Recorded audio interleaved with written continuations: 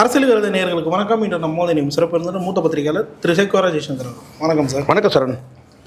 Sir, தமிழக வெற்றி கழகம் இவ்வளோ நாட்கள் குதிரை பேரம் அப்படின்னு சொல்லிட்டு ஒரு விஷயத்தில் ஈடுபட்டிருந்தாங்க அப்படின்னு சொல்லிட்டு பல குற்றச்சாட்டுகள் வந்து வைக்கப்படுது. அதிமுக முன் எம்எல்ஏக்களை விலைக்கு வாங்குறாங்க அப்படின்ற பேச்சுக்கள் வந்து அடிப்பட்டது. அப்போது பல பேர் விமர்சித்த ஒரு விஷயம், நாம் தமிழர்லாம் அவங்க சீண்டவே மாட்டாங்க அப்படின்ற மாதிரி ஒரு விஷயத்தை வந்து வச்சு கேலி கிண்டெல்லாம் பண்ணிட்டு இருந்தாங்க. தாவேக்காவோட முக்கிய பொறுப்பாளர் கூட பண்ணியிருந்தாங்க. இப்போ என்னன்னா, நாம் தமிழர் கட்சியிலேருந்து ஆட்களை வந்து உருவக்கூடிய வேலையை தாவேக்கா தொடங்கியிருக்கு. சில பேரோட ஆடியோலாம் கூட எங்கேயும் இருக்குது அப்படின்னு சொல்லிட்டு நிறைய பேர் பதிவுலாம் வந்து போட தொடங்கியிருக்காங்க. எப்படி பார்க்குறீங்க இந்த விஷயத்தை? இல்லை, எனக்கு வந்து இங்கே அரசியல் தெளிவான பார்வை இருந்ததுன்னா யாரையும் இழுக்க முடியாது சார். நீங்கள் ஒரு பலவீனமான மனிதனை வந்து ஈஸியாக இழுத்துடலாம் இன்னொரு கட்சிக்கு. கொள்கை நிலைப்பாட்டில் உறுதியாக இருந்தீங்கன்னா அவங்கள எப்படி நீங்கள் வந்து பார்த்தீங்கன்னா இழுத்துற முடியும் இன்னொரு கட்சிக்கு? உங்களுக்கு தடுமாற்றம் இருக்குது. அழகாக வந்து ஒரு இந்நேரம்லாம் வந்து அதுவும் விஜய் அவர்கள் வெற்றி பெற்ற பிறகு பல எம்எல்ஏக்கள் அமைச்சரான பிறகு இவரெல்லாம் அமைச்சராகிட்டாருங்க, இவரெல்லாம் வந்து எம்எல்ஏ ஆகிட்டாருங்க அப்படின்னு சொல்லி ஒரு பார்வை இருக்குல்ல. அதில் பல பேருக்கு என்னன்னு கேட்டிங்கன்னா அந்த ஈர்ப்பு வந்துடுது. உடனே நம்ம பலவீனமான பலவீனமானவர்கள் வந்து எப்போவுமே பலவீனமானவர்கள் தான் எப்போவுமே. அப்போ அவங்க என்ன செய்கிறாங்க கேட்டிங்கன்னா வந்து இந்த இடத்துல வந்து பார்த்திங்கன்னா ஒரு என்ன செய்கிறாங்க, ஒரு கட்டத்தில் வந்து கேட்டால் இந்த பதவி சுகத்தை நம்ம வந்து பதவி சுகம்னு கூட அதை அப்படி தான் சொல்லி ஆகணும். இந்த பதவி நம்ம அடைஞ்சிட முடியுமே எளிதா. இவர் கூட இருந்து எதுக்கு இவ்வளோ காலம் நம்ம கூட இருந்து என்ன, அவர் பாருங்கள் நம்ம தம்பி தான் அவர், ஆனால் அவர் வந்து தாவேக்கால இருந்தார், அவர் எம்எல்ஏ ஆகிட்டார், இப்போ மினிஸ்டர் ஆகிட்டார் அப்படின்னு சொல்கிறாங்க. இது நான் என்ன சொல்ல முடியும்? எனக்கு தவிர்க்க முடியாமல் இதை சொல்கிறேன். இந்த இடத்துல எல்லாருக்குமே தெரியும், அண்ணன் சீமான் அவர்களுக்கும் தெரியும். ஜான் ஆரோக்கியசாமி என்னோட வந்து நெருக்கத்தில் தான் இருந்தார். இப்போ இல்லை, இருந்தார். ஆனால் வந்து பார்த்திங்கன்னா வந்து நான் வந்து அவரோட சேர்ந்து பழகிற காலத்தில் கொள்கை நிலைப்பாடு விளக்கலை. விக்கிரவாண்டி தேர்தல் தான் கொள்கை நிலைப்பாடு வருது. பெரிய ஷாக் எனக்கு. ஏன்னா திராவிடம் தமிழ் தேசியம் இரண்டும் வந்து இரண்டு கண்கள்னு அறிவித்த உடனே வந்துக்கிட்டா எனக்கு ஒரு குழப்பமாயிடுச்சு. இது எப்படி இது? ஸோ திராவிடத்தோடு இணைஞ்சு தான் தமிழ் தேசியம் அப்படி சொல்ல வராரா? எப்படி இரண்டு கண்கள்? இரண்டு கண்கள் ஒரு பார்வை தானே இருக்கும். இரண்டு கண்கள் இது இரண்டு பார்வையாக இருக்குது. இரண்டு கண்கள் வந்து இரண்டு பார்வை இருக்க முடியாது. ஆனால் தமிழ் தேசிய ஒரு பார்வை, ஒரு திராவிட பார்வைன்னு சொல்கிறாரா? சரியாக இருக்காது அது. இப்போது ரெண்டு கால் இருக்குது. ரெண்டு கால் வந்து பார்த்தா ரெண்டு பக்கம் போக முடியுமா சார்? ரெண்டு கால் வச்சுக்கிட்டு கொஞ்சம் இந்த சைடில் இந்த தெருவில் ஒரு பக்கம் ஒரு கால் போட்டோம், இந்த சைடில் ஒரு கால் போட்டோம். அப்போது ரெண்டு கால், ரெண்டு கை, ரெண்டு கண் எல்லாமே வந்து பார்த்தீங்கன்னா வந்து ஒரு நேர்கோட்டில் தானே வந்து செல்ல முடியும். அப்போ இது என்னடா இது வித்தியாசமாக இருக்குன்னு சொல்லிட்டு அப்போ தான் நான் முரண் ஏற்படுது. ஆனாலும் வந்து பார்த்தீங்கன்னா அந்த முரண் நான் வெளிக்காட்டிக்கல. அதுக்கப்புறம் வந்து பார்த்தீங்கன்னா வந்து இது அடுத்த கட்டமாக வந்து பார்த்தீங்கன்னா நம்ம வந்து இந்த ஐடியாலஜி, நம்ம தமிழ் தேசிய ஐடியாலஜி வச்சுக்கிட்டு நான் வந்து தீவிரமாக நேசிக்கிறேன். நான் வந்து ஈழத்தமிழுடைய அந்த கஷ்டங்களை கண்ணீரையும் நான் முழுசாக உள்வாங்கிட்டேன். நான் உள்ளே போயிடுச்சு, அது இல்லை மண்டைக்கு ஏறிடுச்சு. இனிமேல் அதை வந்து பார்த்திங்கன்னா வந்து நீங்கள் வந்து தமிழ் தேசியத்தை விட்டு நம்ம விளக்க முடியாது. ஆனாலும் வந்து பார்த்திங்கன்னா ஆக்ரோஷ ஆவேச அரசியல் வந்து நம்ம வந்து பண்ணுற இடத்துல இல்லை. பண்ணால் குண்டடிப்பட்டு செத்து போயிடும்.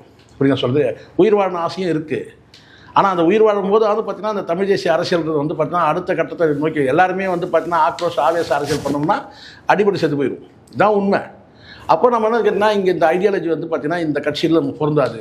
இல்லைனா உள்ளபடியே வந்து பார்த்திங்கன்னா தமிழ் தேசியம் மட்டுமே தான், என்னுடைய இரண்டு கண்களும் தமிழ் தேசியம் தான், ஒரே பார்வை தான், தமிழ் தேசிய பார்வை தான் சொல்லியிருந்தாருன்னா நிச்சயமாக நான் வந்து விஜய் அவர்களுக்கு வந்து பக்கத்தில் இருந்திருப்போம், ஆதரவாக இருந்திருப்போம். ஆனால் அந்த ஐடியாலஜி முரண்படும்போது அப்போ நம்ம வந்து விலகிட்டோம். சீமான் அவர்களுக்கு நல்லா தெரியும் நான் வந்து ஜான் ஆரோக்கியசாமியோட நட்பில் இருக்கிறேன்றது தெரியும். அப்படி தான் அந்த நட்புக்கு வந்து முதல்ல ஆரம்பித்தவர். அந்த நட்பு நல்லா தான் போயிடுச்சு. ஆனால் ஐடியாலஜியில் வந்து பார்த்திங்கன்னா வெவ்வேறு திசையில் இருக்கும்போது எங்களால் சேர்ந்து பயணிக்க முடியல. ஆனால் இப்போ வந்து என்கிட்ட சமீபத்தில் ஒருத்தர் கேட்டார், அதை கண்டிப்பாக சொல்லியிருந்தான். ஒரு ஊடகத்தில் சார் எனக்கு ஒரு செய்தி வந்து சார் என்ன சொல்லியிருந்தா, நீங்கள் நினச்சிருந்தீங்கன்னா ஜான் ஆரோக்கியசாமியோட நீங்கள் ட்ராவல் பண்ணிங்கன்னா என்ன நீங்கள் அமைச்சராகிட்டு இருப்பீங்கன்னு சொன்னாங்க சார். ஆமாம், என்ன இப்போன்னு கேட்டேன். என்ன இல்லை சார், நல்ல ஒரு வாய்ப்பை மிஸ் பண்ணிங்க. எது நல்ல வாய்ப்பு? என்ன நான் கொள்கைப்படி இருக்கிறேன். நான் அப்படி எனக்கு இந்த பணம் பதவி ஆசைன்னு சொன்னால் வந்து திமுகவில் ஒரு 5 லட்ச ரூபா கொடுக்குறேன்னாங்க. தினம் 2 வீடியோ போட்டுக்க ஒரு 5 லட்ச ரூபா இல்லை மாதம். அப்படி ஒரு போயிருக்கலாம். இல்லை வந்து அதிமுக சைடில் போயிருக்கலாம். அவங்க கொஞ்சம் கம்மியாக பேசுனாங்க, ஒரு 1 லட்ச ரூபா கம்மி பண்ணாங்க. அது 4 லட்ச ரூபா, அவங்க 3 லட்ச ரூபா. 5 லட்ச ரூபான்னு கேட்டால் விஜய் எதிர்த்து பேசாமல் இருக்கிறதுக்கு 5 லட்ச ரூபா வாய்ஸ் ஆஃப் காமன். இது 3யுமே நான் புறந்தள்ளிட்டு நான் இருக்கிறேன்.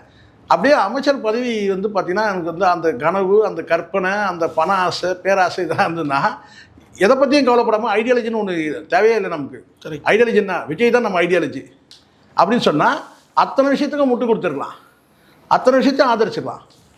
விஜய் செய்யக்கூடிய அத்தனை தவறுகளையும் நம்ம ஆதரிச்சிருக்கணும். அப்படிலாம் வந்து பண்ணிவிட்டு மனசாட்சியை விட்டுட்டு நான் வந்து தங்கை சங்கீதாவுக்கு துரோகம் பண்ணிட்டு நான் வந்து திரிஷாவை ஆதரிக்க முடியுமா? அப்படிப்பட்ட வந்து ஒரு வளர்ப்பில் நான் வந்திருக்கிறேன். அப்போ விஜய் அவர்களுடைய தவறை சுட்டி காட்டணும், தாவேக தவறை சுட்டி காட்டுற இடத்துல நான் இருக்கிறன்றதே எனக்கு மகிழ்ச்சி. அப்போ அதை தாண்டி அது கூட சேர்ந்து இணைஞ்சு அந்த அமைச்சர் பதவி வாங்கி நான் என்ன செய்ய போகிறேன்? லட்ச லட்சமாக சம்பாரிச்சு என்ன பண்ண போகிறேன்? மொத்தமாக கொள்கையை கொண்டு போய் அடமான வச்சுட்டு. ஸோ எனக்கு அதில் உடன்பாடு இல்லை. ஆனால் நட்பு பாராட்டுறேன். எல்லாருக்குமே தெரியும் ஜான் ஆரோக்கியசாமி நட்பில் இருந்தார். இப்போ வந்து பார்த்தீங்கன்னா அவர் ஒரு இது கேட்டால் வெளிச்சத்துக்கு அரசியலுக்கு வந்து அதாவது மறைமுக அரசியல் வந்து நேர்முகமாக அரசியல் கூட வந்திருக்கிறாரு. இன்றைக்கி ஆதரவாளர் அவர் இருக்கிறாரு. ஆனால் அவரோட சேர்ந்து பயணிக்கணும்னா அவர் விரும்பினார், நானும் விரும்பினேன், அவர் விரும்பினார், நானும் விரும்பினேன். அது இடத்துல அண்ணன் திருமாமணி பேசக்கூடாது. அவங்க தான் விருப்பப்பட்டு கம்பல் பண்ணி எனக்கு கொடுத்தாங்க, சீட்டு கொடுத்தா இது அமைச்சர் பதவி கொடுத்தாங்க. நான் அப்படி சொல்லலை. ஜான் ஆரோக்கியசாமி என்னுடைய நட்பை விரும்பினார், நானும் கூட விரும்பினேன். ஆனால் ஐடியாலஜி படி சேர்ந்து என்னால் போக முடியல. இதுதான் உண்மை. நமக்கு என்னன்னு கேட்டிங்கன்னா இன்னொரு படி மேலேயே சொல்லிடுறேன். வெளிப்படையானு கேட்டிங்கன்னா வெறும் தமிழ் தேச அரசியல் வந்து பார்த்திங்கன்னா நம்ம முழக்கம் மட்டும் இல்லாமல் மீண்டும் ஒரு ஆட்சி கட்டில் போய் உட்காந்துடணும். அங்கே வந்து தமிழ் தேசிய அரசியல் வந்து பார்த்திங்கன்னா வந்து அங்கே கொடி பறக்கணும், அப்படி ஒரு எண்ணம் எனக்கு. அப்போ விஜய் வந்து ஓரளவு தமிழ் தேசிய அரசியலை கையில் எடுத்தாருன்னா அது ரொம்ப சௌகரியமாக இருக்கும், ஆட்சி அமைச்சிடலாம். அப்போ இந்த திராவிட கழகம் ஓங்கோல் குடும்பத்தை அப்படி பிறந்துடுறேன். ஆனால் அது வந்து அது நடக்கலை. ஸோ அப்போ வந்து பார்த்தீங்கன்னா இப்போ மீண்டும் வந்து பார்த்தீங்கன்னா இன்னொரு திமுக, இன்னொரு அண்ணா திமுக தானே அங்கே ஆட்சியில் இருக்கிற மாதிரி இருக்குது. அப்போ எப்படி சேர்ந்து பயணிக்க முடியும்? அதனால் நம்ம முரண்பட்டுருக்கோம். அவ்வளோதான் தர எனக்கு இந்த அமைச்சர் பதவி வேணும். என்ன வேணாலும் வந்து பரவாயில்ல சொல்லிட்டு நான் ஜான் ஆரோக்கியசாமி பின்னாடி நான் இருந்தேன். எந்த பதவி வேணாலும் அடைஞ்சிருக்க முடியும். எனக்கு அதில் எனக்கு உடன்பாடு இல்லை. இன்றைக்கும் நட்பு இருக்குது, ஜானோட நட்பு இருக்குது. இப்போது நான் சொல்கிறேன், விஜய் அவர்களுடைய முதல குத்துறதுக்கு நம்ம விட மாட்டோம். அது யாராக இருந்தாலும் சரி, நெஞ்சில் குத்துறவங்களை கூட நம்ம விட்டுருவோம். விஜய் முதல குத்துறவங்க நம்ம விட மாட்டோம். அந்த நிலைப்பாட்டை உறுதியாக இருக்கும். யாரையுமே என்னுடைய தனிப்பட்ட எண்ணம், அது தனிப்பட்ட அறிவு, எண்ணம், மனசு எல்லாமே என்னென்னு கேட்டால் யாரையும் முதுகில் குத்தக்கூடாது. முடிஞ்சால் நெஞ்சில் குத்துங்க. அந்த நிலைப்பாட்டை இருக்கு. இவன் எப்படி சீமான் வந்து முதுகில் குத்துறாங்க பாருங்கள். ஏன்னா அந்த சௌகரியமாக இருக்குது, நேரம் பார்த்து சரியான நேரம் வரும்போது அப்போ முதல்ல குத்துறன்ற. எனக்கு அதில் கிடையாது சார். யாராவது நெஞ்சில் குத்துங்க சார், அதுதான் சார் வீரம், அதுதான் சரி. அந்த நிலைப்பாடு அதுதான் சீமான் எனக்கு ஏன் ரொம்ப பிடிச்சின்னு கேட்டால் எது வந்தால் பளிச்சுன்னு நேரடியாக ஸ்ட்ரைட்டாக சொல்லக்கூடிய ஒரே ஆள் இதுதான் இப்படி தான் அப்படி சொல்கிறார் பார்த்தீங்களா, அந்த ஸ்ட்ரெயிட் ஃபார்வர்டு இருக்கும். புரியுது எனக்கு அதில் வந்து. அதனால் வந்து இந்த சில பேர் அப்படி சொல்லுவாங்க. என்னன்னு கேட்டால் நீங்கள் சார் நேரம் நீங்கள் ஜான் கூட நேரம் சார் நான் மினிஸ்டர் நான் அப்போவே சொன்னேன்னு கேட்டேன். எனக்கு 31 ஆட்சி அமையும்னு எனக்கு நல்லா தெரியும். வந்து இன்றைக்கி நம்ம அப்படியே வந்து ஜானோட சேர்ந்து பயணித்தோம்னா 31 ஒரு அமைச்சரை வந்து பார்த்திங்கன்னா கண்டிப்பாக ஒரு அமைச்சர் பதவி வாங்கிடலாம் அப்படின்ற ஒரு எண்ணம் எனக்கு இருந்திருக்கலாம் ஒரு வேலை. சரிங்களா சார்? ஆனால் எனக்கு எப்போவுமே வந்து பார்த்திங்கன்னா அந்த ஒரு வார்த்தை வந்த பிறகு தமிழ் தேசியம் அப்படி ஒரு எண்ணம் எனக்கு கேட்டால் சேர்ந்து பயணம், அதாவது ஜான் கூட சேர்ந்து பயணிக்கணும். 31 ஆட்சி அமையும் அப்போ ஆனால் அந்த ஐடியாலஜி வர வரைக்கும் நமக்கு சந்தேகிச்சு. ஆனால் திராவிடமும் தமிழ் தேசியமும் அந்த 2 கண்கள்னு சொன்ன பிறகு அப்போ தான் நம்ம முரண்படுறோம். அப்போ இனிமேல் நம்ம இதில் பயணிக்க முடியாது அப்படின்னு நிலைப்பாட்டுக்கணும். அதனால் வந்து கொள்கை தான் இங்கே முக்கியம். ஆனால் அந்த கொள்கையெல்லாம் விட்டுட்டு இல்லைங்க இவ்வளோ பேர் அமைச்சராகிட்டாங்க, நம்மளும் ஒரு அமைச்சர் வாங்கிக்கலாம், வாங்கி என்ன பண்ணுறது? மூட்டையாக வந்து பணத்தை சேர்த்து என்ன பண்ணுறது? என்ன செய்ய முடியும்? ஒரு கட்டத்துக்கு மேலே நமக்கு வந்து பார்த்திங்கன்னா அந்த பணமே நமக்கு சிக்கலை வந்து உருவாக்கிடும், நிம்மதியற்ற வாழ்க்கையை தரும். இப்போ மகிழ்ச்சியாக இருக்கிறோம், ஒரு ஊடகத்தை வந்து பேசுகிறோம், சர்வ சுதந்திரமாக பேசுகிறோம், கம்ஃபர்டபுளாக இருக்குது. 360 டிகிரி யார் வேணாலும் நம்ம வந்து விமர்சனம் பண்ண முடியும். ஆனால் ஒரு கூண்டுக்குள்ளே போய் மாட்டிக்கிட்டோம்னா ஆனால் தான் ஒரு கட்சியில் உறுப்பினர் ஆகிறது கிடையாது. அந்த ஒரு கட்சியை சார்ந்து அந்த கல அரசியல் நம்ம ஈடுபடுறதில்லை. இங்கே ஐடியாலஜி எல்லா மனிதருக்கும் ஐடியாலஜி இல்லைன்னா ஒரு மனுஷனே கிடையாது. முதல்ல உண்மையாக சொல்கிறேன், இங்கே ஒவ்வொரு மனுஷனுக்கிட்டையும் அரசியல் இருக்குது. அந்த அரசியலுக்கு பின்னாடி ஒரு ஐடியாலஜி இருக்குது. ஆனால் அந்த தத்துவமே இல்லாமல் செயல்பட்டார்னா அவன் வேஸ்ட்டு. அவன் வெறும் பணத்துக்காக அவன் என்ன வேணால் பண்ணுவான். இன்றைக்கி விஜய் ஆதரிப்பான், நாளைக்கு பணம் கொடுத்துட்டா, நாளைக்கு வந்து பார்த்தீங்கன்னா வந்து மு.க. ஸ்டாலின் ஆதரிப்பான், நாளைக்கு பணம் கொடுத்துட்டா வந்து பார்த்தீங்கன்னா அமைச்சர் பதவியில் பணம் வந்துச்சுன்னா எடப்பாடி ஆதரிப்பான், அப்படி போயினே இருப்பான். இன்றைக்கி அப்படி தான் வந்து பல பேர் வந்திருக்காங்க. விஜய் ஒரு க்ளீன் இமேஜ் இருந்துச்சு. இன்றைக்கி வந்து 2 விஜயபாஸ்கர் வந்து அதை நாசமாக்கிட்டானா? முடிஞ்சிச்சா? விஜய் மீது ஒரு க்ளீன் இமேஜ் இருந்துச்சு. 2 விஜயபாஸ்கர் சாத்தனா முடிஞ்சிச்சு. அப்போ வந்து செங்கோட்டையன் பரவாயில்லையான்னு, செங்கோட்டையன் கதை வேறு, அது வேறு கதை. ஆனால் ஆட்சி அமைக்கிறதுக்கு முன்னாடி நீங்கள் ஆட்சி அமைச்ச பிறகு நீங்கள் வந்து ஒரு எல்லையை அடைஞ்சிட்டீங்க, ஒரு முதலமைச்சர் இந்த இலக்கை அடைஞ்சிட்டீங்க. அதுக்கப்புறம் நீங்கள் 2 பேரும் கொண்டு வந்து உள்ளே வரீங்கன்னா அப்போ உங்களுக்கு என்ன பார்வை இருக்குது? எப்படியாவது ஆட்சியை தக்க வச்சுக்கணுன்ற அந்த இது இருக்குல்ல, அது மாதிரி எப்படியாவது பதவி வாங்கணுன்ற எண்ணம் நமக்கு கிடையாது. அங்கே தான் முரண் விஜய் அவர்களுக்கும் எப்படி முரண் ஏற்படுது. எப்படி இருந்தாலும் பரவாயில்ல. இன்றைக்கி எப்படி திருமாவளவன் வந்து பார்த்தீங்கன்னா ஒரு அமைச்சர் பதவி வாங்கிட்டார். 2 பேர் வந்து பார்த்தீங்கன்னா வந்து ஊழல் அமைச்சர்கள், 2 பேரும் உள்ளே வந்தாச்சு. திருமாவளவன் அட்ஜஸ்ட் பண்ணிக்கிறார். காரணம் கேட்டால் அவருக்கு வந்து ஒரு அமைச்சர் பதவி கொடுத்துட்றாங்க. இப்போ அவருக்கு ஐடியாலஜி வந்து கேட்டிங்கன்னா வந்து ஒவ்வொரு சீசன் பறவை திருமாவளவன் ஒரு காலகட்டம் வந்து சமூக நீதி, இப்போ சமூக நீதி அமைச்சராக வாங்கியாச்சு. இப்போ வந்து பார்த்திங்கன்னா வந்து மக்கள் நல கூட்டணி ஆரம்பிக்கும் போது ஊழல் எதிர்ப்பு. இப்போ பார்த்தீங்கன்னா தமிழ் தேசிய அரசு 93 தமிழ் தேசிய அரசு எடுத்தார். அன்றைக்கி வந்து கலைஞரோட நெருங்கி பயணிக்கணும். அப்போ அப்படி தமிழ் தேசிய அரசில் அப்படி கைவிடு, அதுக்கப்புறம் பார்த்துக்கலாம், பின்னாடி பார்த்துக்கலாம். இப்போ வந்து பார்த்தீங்கன்னா இப்போ வந்து சமூக நீதி பேச முடியாது, ஊழல் பற்றியும் பேச முடியாது. அப்போ என்ன அரசியல் பண்ணலாம்? அஜெண்டா இல்லாத அரசியல். இப்போ என்ன மீண்டும் தமிழ் தேசியத்தை அந்த பரன் மேலேருந்து எடுத்து அந்த கொஞ்சம் எல்லாம் தூசெல்லாம் தட்டுப்பா. அவர் சொல்கிறாரு, சீமான் நாம் தமிழர் சொல்கிறாரு, புதுசாக தமிழ் தேசியம் பேச வந்திருக்காங்க. எது புதுசு? 16 ஆண்டு காலம் புதுசா? ஸோ இதுதான் இங்கே இந்த நிலைப்பாடு வந்து அரசியல் நிலைப்பாடு இப்படி இருக்குது சார். அதனால் என் பார்வையில் நான் சொல்கிறேன், எனக்கு ஒரு தெளிவான அரசியல் பார்வை இருக்குது. ஏன்னா யார் விமர்சனம் பண்ணுறாங்கன்னு எனக்கு அதை பற்றி எனக்கு கவலையே கிடையாது. எனக்கு தெளிவான பார்வை இருக்குது. நான் ஒரு எனக்கு ஒரு இலக்கு இருக்குது. என்னென்னு கேட்டால் அது தமிழ் தேசியம் என்பது இலக்கு. அதில் நான் தெளிவாக இருக்கேன். இதை நான் மேடை தோறும் முழங்கணும்னு அவசியம் இல்லை. எனக்கு வாய்ப்பு கிடைக்கும்போது பார்த்தீங்கன்னா நான் வந்து இந்த ஊடகத்துக்கு நான் பேசிட்டு போகிறேன், அவ்வளோதான். ஓகே, இதை தொடர்ந்து இப்போது சமீபத்தில் இருக்கக்கூடிய இஷ்யூக்களில் அந்த முன்னாடியே சொன்ன மாதிரி அந்த வாய்ஸ் மெசேஜ்லாம் எங்கே இருக்குது அப்படின்னு சொல்லிட்டு நாம் தமிழ் சில பேர் பதிவு போட்டிருந்ததெல்லாம் பார்க்க முடியும். அந்த அளவுக்கு பேரம் பேசி இழுக்கணுன்ற தேவை இப்போ நாம் இல்லை நினைக்கிறாங்க. அப்படி கிடையாது. பலவீனமான நான் ஏற்கனவே இந்த முதல் கேள்விக்கு சொன்ன அதே பதில் தான் சொல்கிறேன். நீங்கள் என்ன பண்ணாலும் பலவீனமானவர்களை தான் வீழ்த்த முடியும். நீங்கள் பலவீனமாக இருக்கிறீங்க, அவ்வளோதான். தலைமை மீது நீங்கள் நாம்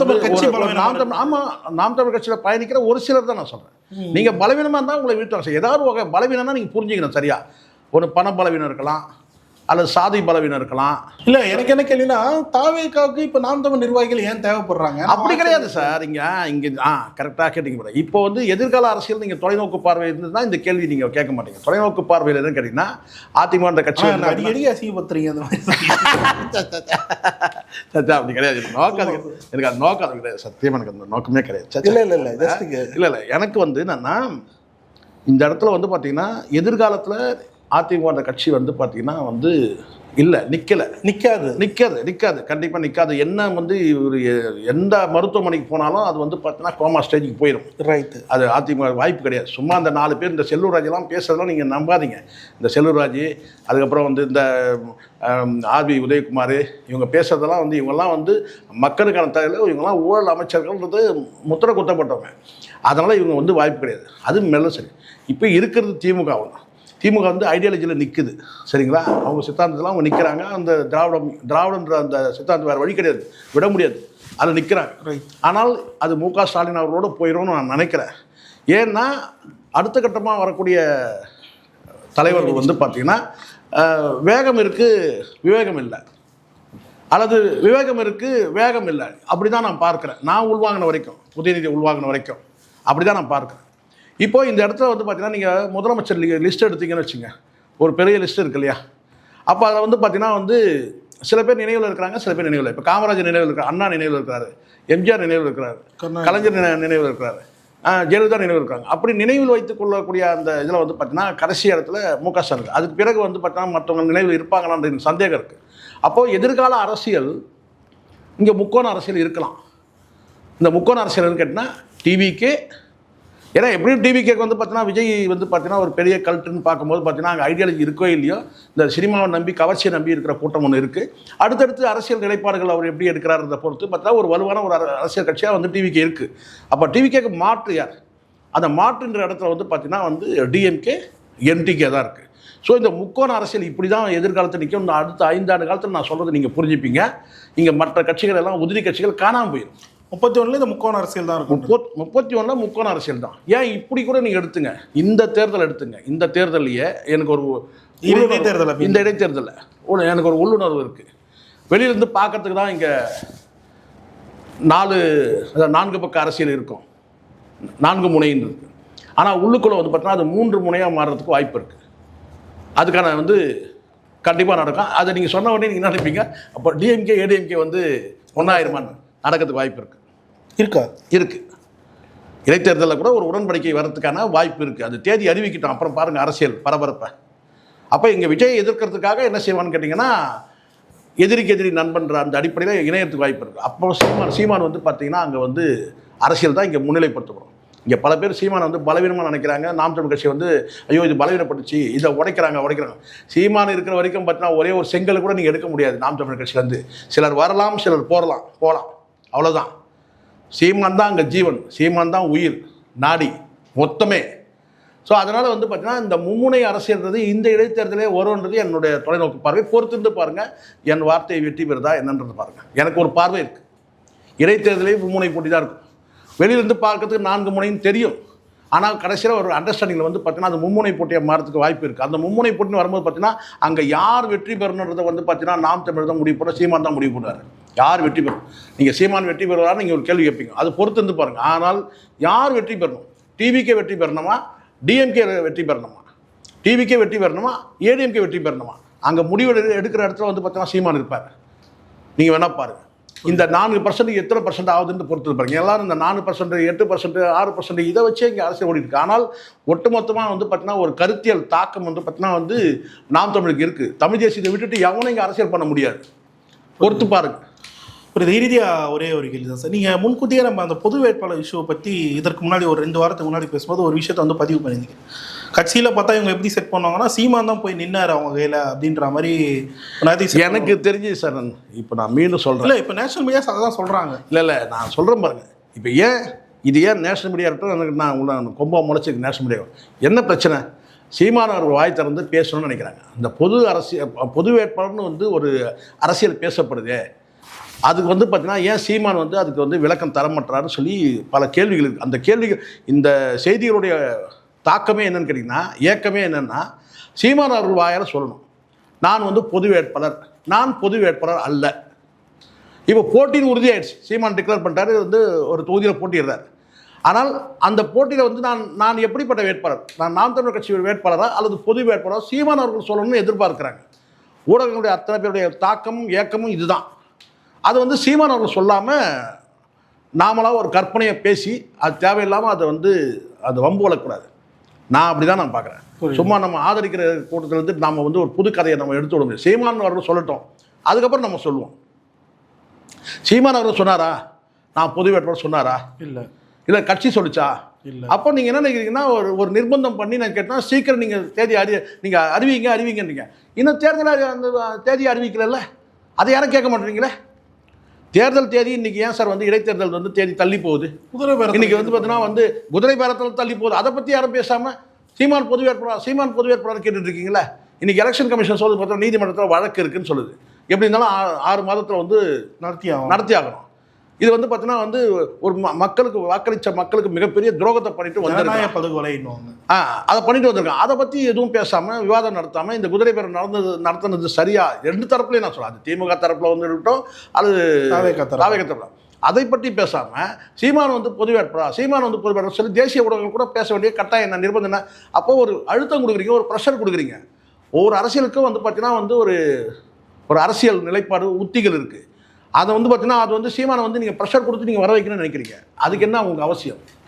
அப்போ உங்களுக்கு நோக்கம் தெரியுது, சீமான் சட்டமன்றத்துக்குள்ளே போயிடக்கூடாதுன்ற அந்த நோக்கம் தெரியுது. உண்மையா இல்லையா? சீமான் சட்டமன்றத்துக்குள்ளே போயிடக்கூடாது. இந்த ப்ரெஷருக்கான காரணம் அதுதான். ஏன் இவ்வளோ அழுத்தம் தரீங்க? ஒரு 2 திருமண நிகழ்வுக்கு போனதை வந்து பெருசுபடுத்தி பேசுகிறீங்க. அதை வச்சு நீங்கள் அரசியல் நிலைப்பட்ட நீங்கள் வந்து பார்த்தீங்கன்னா டிக்ளேர் பண்ணுறீங்க. எங்கேருந்து வருது இந்த ப்ரெஷர்? யார் கொடுக்குற ப்ரெஷர் இது? பொறுமையாக இருங்க. ஒரு அரசியல் கட்சி நீங்கள் அழுத்தம் கொடுத்து நெருக்கடி கொடுத்து நீங்கள் பதில் எதிர்பார்க்க முடியாது சார். புரியுது. அது ஒரு காலம் இருக்குது.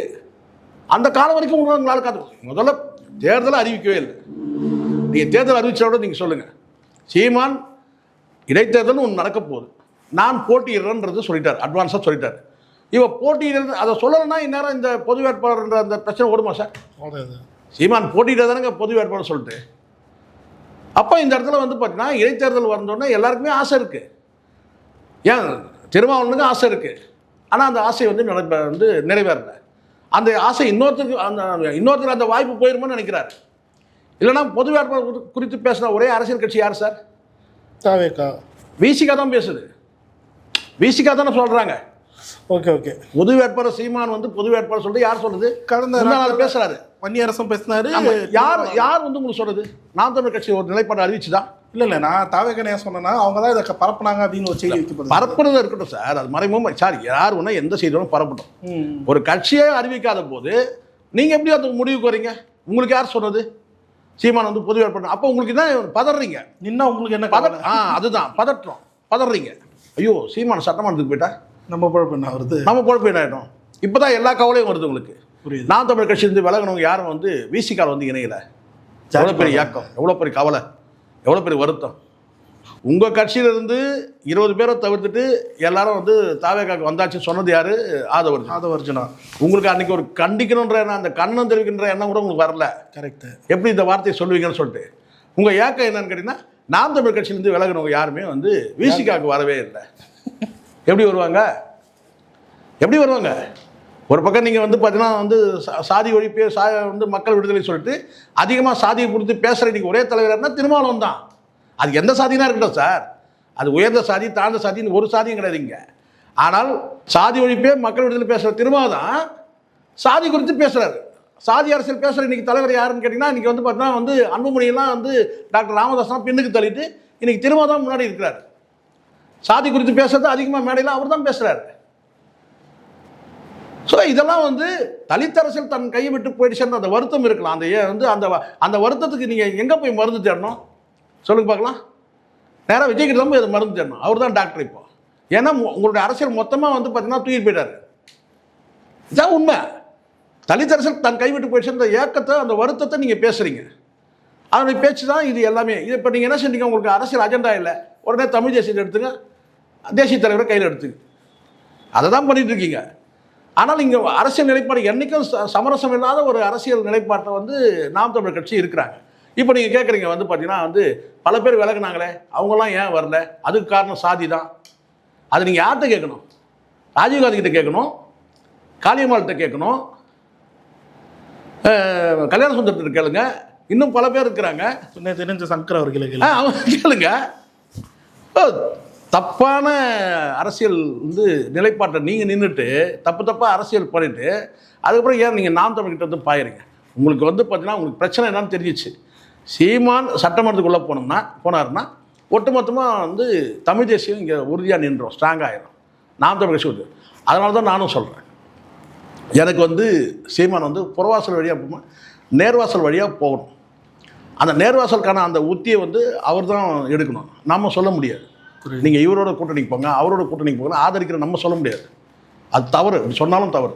புரியுது.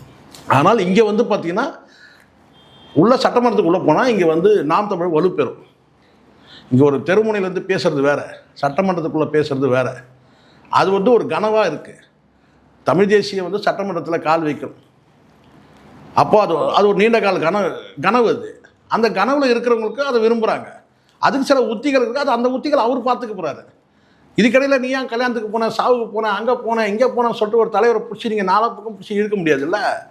அந்த சுதந்திரத்தை நீங்கள் கொடுக்கணும்ல. அவருக்கு தெரியாது, எல்லா வழிகளும் சுமக்கிற அவருக்கு தெரியாதா எது சரி எது தவறுன்னு சொல்லிட்டு நீண்ட யுத்தத்தில் இருக்கிறோன்னு சொல்லிட்டு டிக்ளேர் பண்ணுறாருல. இப்போ எங்கே வச்சுப்பீங்க நீங்கள்லாம்? முடிஞ்ச ஒரு படத்தை காட்டி காக்கும்போது அன்பு என்பது வேறு என்ன, அது வந்து அரசியலுக்கு கடந்தது. ஆனால் வந்து ஒரு நீண்ட யுத்தத்தில் இருக்கிறோம் திராவிட இயக்கங்களோட சேர்ந்து சொல்கிறாரு. இதை விட என்ன உங்களுக்கு புரிதல் வேணும்? புரியுது. உங்களுக்கு புரிதல் இல்லாத பிரச்சனை கிடையாது. அப்போ உங்களுக்கு அங்கே ஏதோ ஒரு வேற்றுமை இருக்குது. அந்த வேற்றுமையிலேருந்து நீங்கள் வெளியே வாங்க.